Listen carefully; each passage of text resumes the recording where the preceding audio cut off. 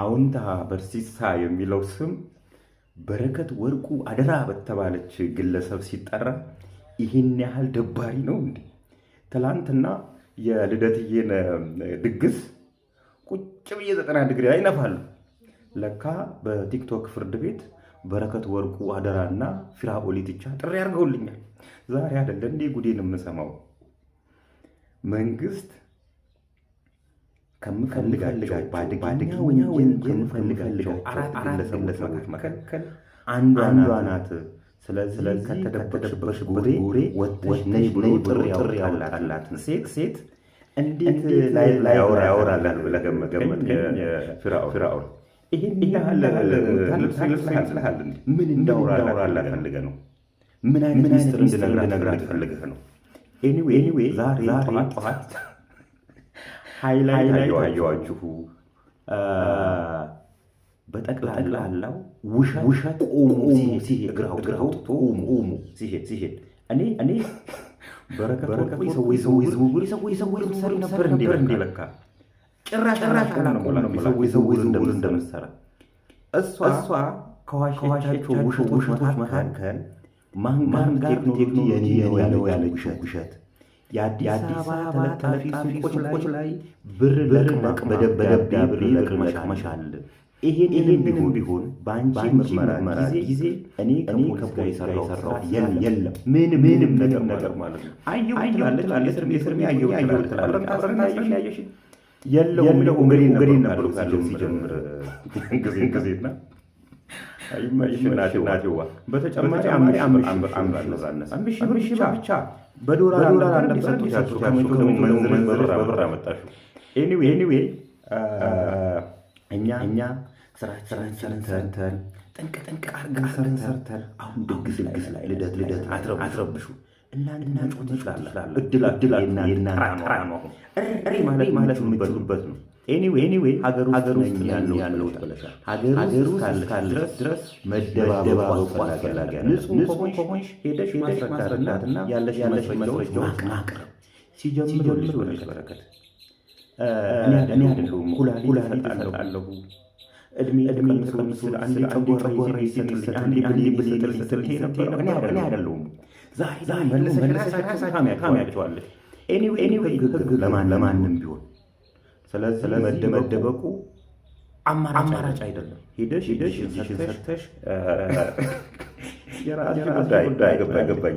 በረከት አደራ ወይም በረከት ገበሬዋ የተባለችው ሴት ከዚህ በፊት የአየርላንድ ያለው ማንጋርድ ሴኪሪቲ የኔ ነው 42 ሚሊዮን ዩሮ አካባቢ ወርዝ አለው እና የኔ ነው ብላ ስትተረተር ነበርና በህልሟ መሰለኝ ሳይሆን በህልም አንዳንዴ እኮ የአባትህ የሚሰራበት መስሪያ ቤት በልጅነታችን የኛ ነበር የሚመስለን። ሜቢ ባሏ አይርላንዳዊ ስለሆነ የእሱ ሊሆን ይችላልና የህልም ተራ እየተተረተረችልን ነበር።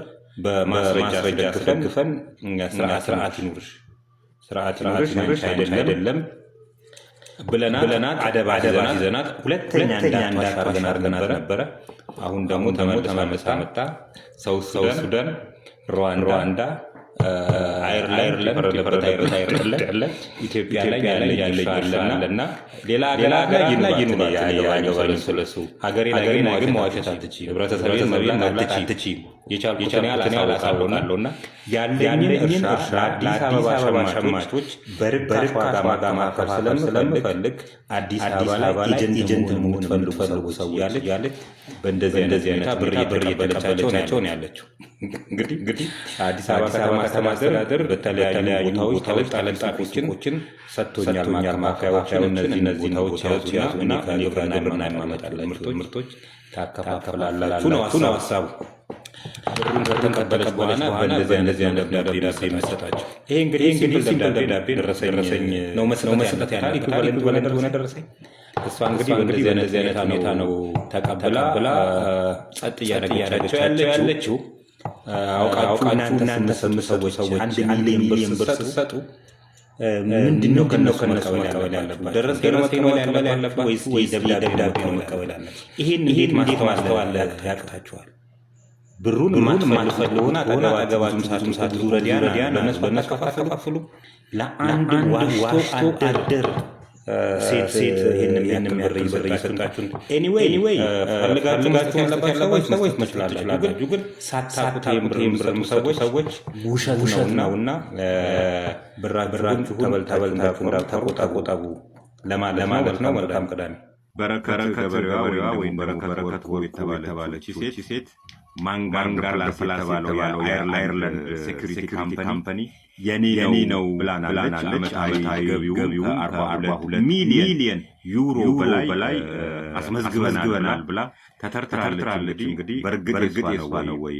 የሷ ከሆነ ለእኛ እንደዚህ ማወቅ ለምን አስፈለገ የሚለውን እንየው። በመጀመሪያ ደረጃ ግን ምንድነው የሚሰራው?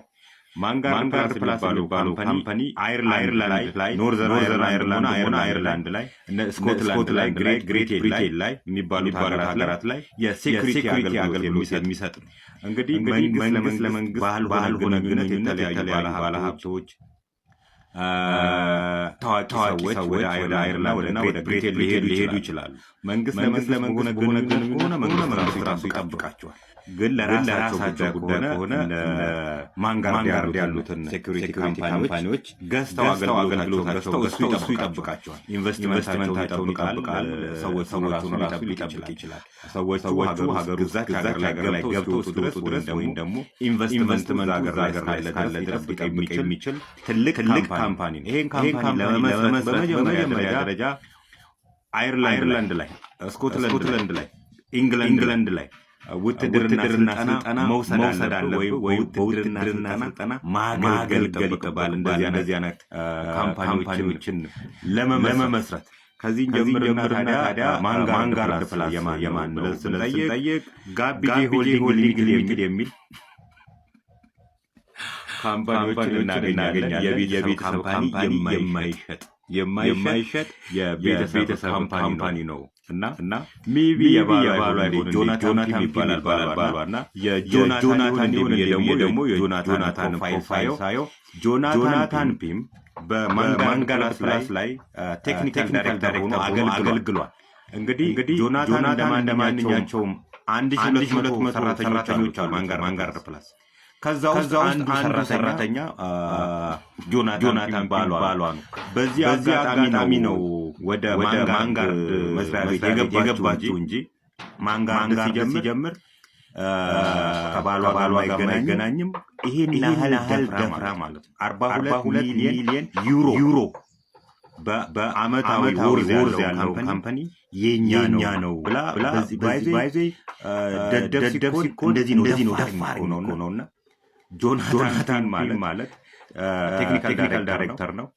ግን የውጭ ካምፓኒ ያደርጋሉ መሰላችሁ? በደሞዝ ብቻ አይደለም የሚያሰሩት። ሼር ይገዙላል ለሰራተኞቻቸው። የኔ ነው ስሜት የሚሰማቸውና መስሪያ ቤታቸው እንዲሆን ትናንሽ ሼሮች ይገዙላል። ለምሳሌ አርሰናል ላይ ፊንገር ሼር ነበራቸው። በገንዘብ የገዙት አይደለም፣ ላበረከቱት አስተዋጽኦ የተሰጣቸው ሼር ነች። የዚህም ካምፓኒ አንድ ሼር ምናምን ለሰራተኞች ይሰጣሉ በስጦታ መልክ። በዚህ ደረጃ እንደ ማንኛውም ሰራተኛ ጆናታን ስቴክሆልደር ነው፣ ሼርሆልደር አለች። አንድ ማትበልጥ በሱ ምክንያት የገባችበት ቢሮ ነው። እንግዲህ ይሄን ያህል የኔ ነው 42 ሚሊዮን ብር እንላለን እስከ 150 ዩሮ ነው ከወር ከፍላሉ ያለ ሰራተኞቹ 1200 ይዋቸውና እነማንን እንደተዳፈረች ይዋቸው። ይሄንን ስለኛ ለማወቅ ለምን አስፈለገ ብለን ካየን አንደኛው ሴትዮ እንግዲህ ብር አላት ተብሎ ተሞልቷል። በየቢሮ ስትሄድ የምትለው የሚሰማ ጉዳዩ የሚፈጸምላት ትሆናለች። ስለዚህ አገር ውስጥ ሰች ያላቸው በተለይ ኢንቨስትመንት የመሬት ኢንቨስትመንት ጥያቄዎች የሚጠይቁ ኢንቨስተሮች ጉዳያቸው የሚፈጸመው በሷ በኩል ነው አሁን ላይ። ስለዚህ እሷ ድልልናዋን ኢትዮጵያ ውስጥ ድልልናዋን ታቀጣጥሏለች ማለት ነው። እንደውም ሲናገር የሰማሁት የመሬት እርሻ ላይ ለማድረግ ፈልጌ በሷ በተለያዩ የገበያ ቢሮዎች ቢሮክራሲውና ጉቦው ስለሰለቸኝ ሰዎች ሳማክር በሷ በኩል ተብዬ እሷን ስነግራት 10 ሚሊዮን ብር ለሰዎች ሰጣንና የኢንቨስትመንት መሬት አሰጥሃለሁ ብላኛለች ብሏል። እንግዲህ የእነዚህ አይነት የድለላ ስራ በባህሎችና በባለስልጣናት መካከል የድለላ ስራ የሚሰራ ስለሆነች አላት የሚሉ እንዲወራ እኚህ ኢንተርናሽናል አጭበርባሪዎች በረከት ገበሬውና ፍላወር ቲቻ የሚባል እሱ ለአንድ ተማሙቱ ገንዘብ ተረዳሉ ይውሸት አጭበርባሪ ነው። ሰው ረዳሉ ያለ ገንዘብ ለቅሞ ያገርባቸው ከሱ ከፌክ አካውንት ከሚያወራው ከሱ ይበልጣል እና ምናምን ችግሩን አቃለን ያንን ከዛ ጭራራተና ዛሬ ተዛግዘው አገሪቷን ለማቆርቆዝ ሌባ ደፋር እኮ ነው። ደረታቸው ወጣው እንጂ ናፍጣ መሬት ገበላሉ ብለሽ እርሻ ዋጋሉ ብለሽ ስበሰብሽ እኔ እንኳን ክሶች አሉ ለጥፍልሻለሁ ከፈለግሽ አለብሽ ከዛ አልበቃ ዳጂ አሁን ደግሞ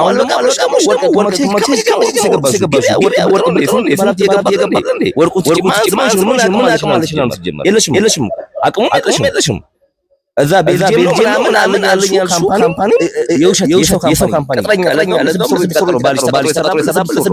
የኔ ነው ብለሽ ድራማ ነበረ።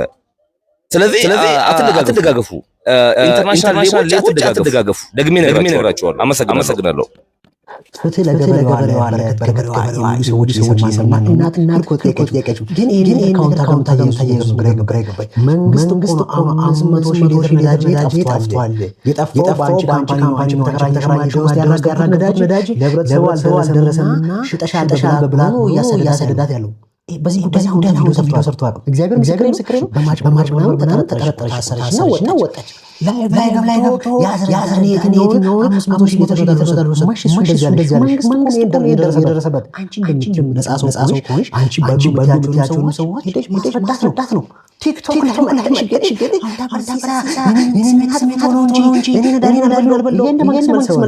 ይሄ መልስ አይሆንም።